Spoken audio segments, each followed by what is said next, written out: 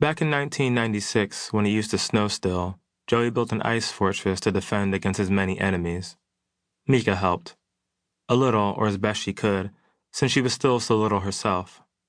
Right up against the post office wall on the 4400 block of Paul Street was constructed a monument against humanity.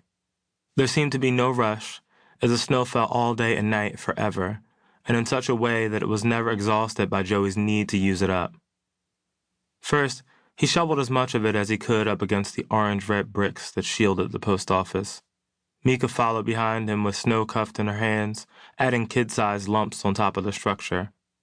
A bulldozer came, courtesy of the state, and moved the rest of the powder up against the wall, but only on post office grounds. This was fine. It meant that, from here, Joey needed only to give form to the whiteness that was quickly becoming packed ice. He poked holes in it.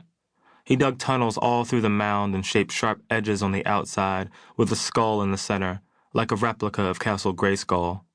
Mika got stuck inside some of the tunnels and had to be pulled out by one leg, and despite her near popsicleization, she kept laughing every time. "This is serious," Joey said. The view from the top of the fort expanded Joey's world. With fewer children willing to stay out in the cold for that long, the whole neighborhood became like a polar climate special on Animal Planet. All bare earth masked in cold, white powder, creatures beneath it wanting and waiting and growling and cuddling and warm, or completely unknowable. Joey considered then that he might stumble into a polar bear or maybe capture an Arctic fox to love and to have and to hold as a trained assassin, a rabies-laden guardian always tense around strangers but exceedingly loving toward him. He could domesticate and breed them even. Their tails would curl up like dogs, and they'd want to snuggle all the time. He could name them Evie, Vaporeon, and Flareon, respectively, and in that order. Or a narwhal might pop up from a snow mound, cracking open concrete and exposing the water beneath a dry-ass city of trash and sewage and scum.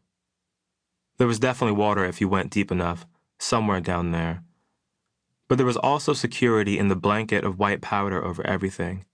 He couldn't even see the busted cars in the lot across the street or tell that the fence had barbed wire on it, everything uniform and in its right place and silent instead.